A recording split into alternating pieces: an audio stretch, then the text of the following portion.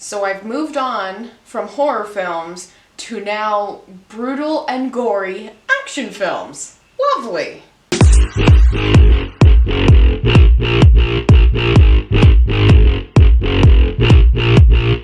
Hey guys, Melinda here. Welcome back to my movie reviews. Today I'm going to be talking about Guns Akimbo. I was very excited to talk about this film. I had so many thoughts. I thought this week it would be a little bit of a challenge for me because I tend to float towards more horror and thriller kind of movies because it's so much easier to dissect them and to really dive into like the story and everything, versus today Guns Akimbo is an action comedy film. It was going to be a challenge for myself because I haven't really reviewed this kind of movie before. Plus, I was afraid that I wouldn't have things to talk about.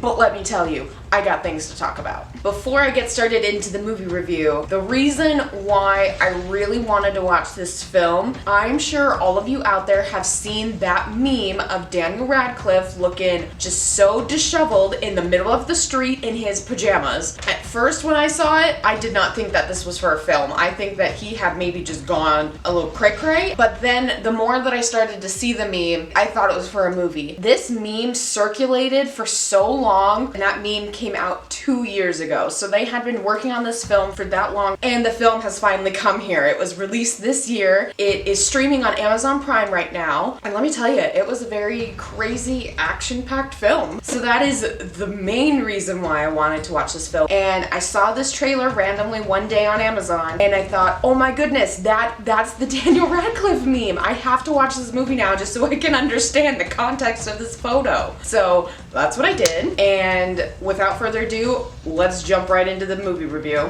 Guns Akimbo. What this story is about, Daniel Radcliffe's character is kind of like an internet troll. He loves to scroll Facebook and flag inappropriate content. He gets on websites and just starts insulting people because trolls do that. Just people get enjoyment out of doing that. So that's his main purpose, is that he's a troll and he does that. He starts doing it on a website called Schism. Schism is basically taking weirdos and criminals and putting them to fight together to the death. People just get enjoyment out of watching it, so he goes on to Schism and starts like basically just saying everybody that's watching it is horrible people and inappropriate words that I will not say here, but basically saying that people that watch that are disgusting. So the head people of Schism track down his IP address, find out where he lives, and kidnap him and bolt guns to his hands and basically force him into participating in one of these Schism fights. Since he is not a criminal, he has no record, he has no idea what he's doing, and he's freaking out and panicking, and that's where the comedy kind of comes in. The person that he's matched up against is trying to track him down and kill him. That's pretty much the premise of the film, and let me tell you that this film is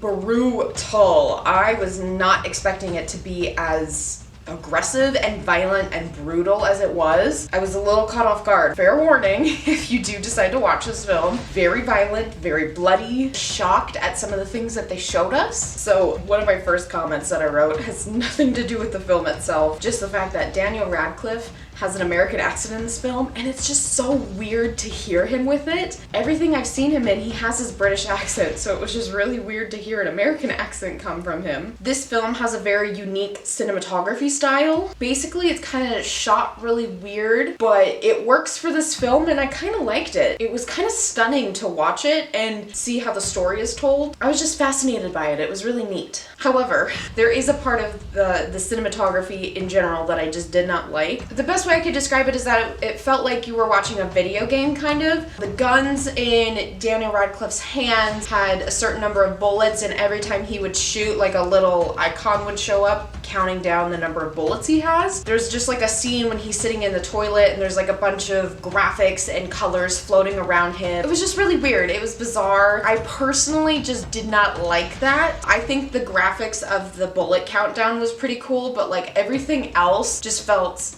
extra and unnecessary, and personally just was not a fan of it. However, on that note, I think that it does work for the film. This kind of cinematography style and this kind of film, it works for it, but again, just preferential. I personally do not like the graphics. Like I mentioned earlier, it is very brutal and violent and gruesome. They very much show all of the deaths that occur through its entirety. So, like an example, if somebody gets shot in the head, you see the bullet penetrate their head, the blood squirt out, and then the bullet leave their head. You see that whole thing. Some of the things that they showed were kind of jaw-dropping and shocking, and almost could not comprehend what I was watching and if it was real or not. There are some predictable moments in this film that I just was not a big fan of, especially towards the end when they're like revealing their plot twists. I was able to guess it right away. I don't know. I just wish they would have done it differently or better so it wasn't predictable, and then it would have been an even more surprising reveal. But I was able to predict what was going to happen or where the story was going. I will say though that if you guys go watch the trailer makes it seem like that the entire film is about Daniel Radcliffe getting forced into schism and they kidnap his girlfriend,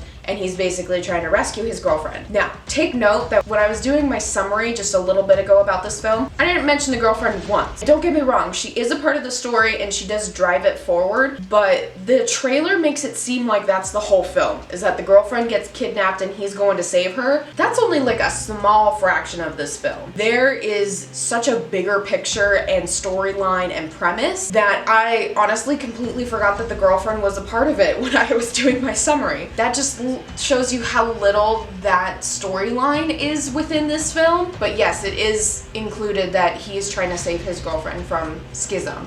I wrote down that there is a small moment of this film, all of the memes of Daniel Radcliffe with the guns in his hands and he's in the middle of the street, disheveled, in his pajamas. Those memes were included in this film. It's just a really short clip, but they do show it and they scroll through it and show comments and stuff. When this moment happened, I thought that the people of this film intentionally leaked that photo to get genuine reactions and responses from it so they could include it in this film. It was just a thought that occurred to me and crossed my mind. I honestly believe that it could be real, that they intentionally took this photo, leaked it on the internet to get people's attention and to think about it. I don't know, just a thought that I had. This film was very entertaining. It was pretty funny. Normally this isn't my kind of humor, but I did enjoy it. I will say though that this is a very inappropriate film. There's a lot of adult situations, inappropriate language, and innuendos, so I do not recommend for kiddos whatsoever. It is a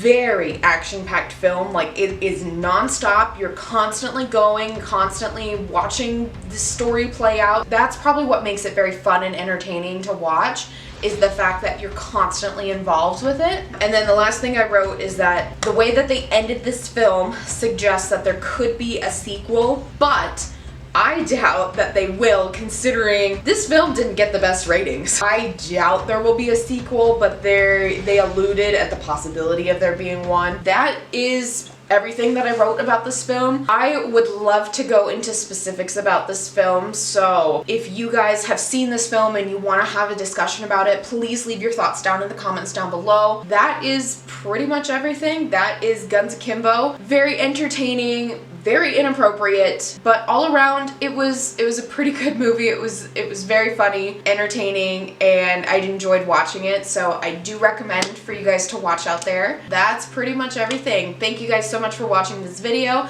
and thank you all for the support. If you like this video, go ahead, give it a big thumbs up. It would absolutely mean the world to me. And make sure to hit that subscribe button if you're not already and you want to see more content. And also leave your comments down below on movies or TV shows that you want me to watch. With that being said, I will see you guys in the next video. Live life, always laugh, and enjoy the journey. Bye. I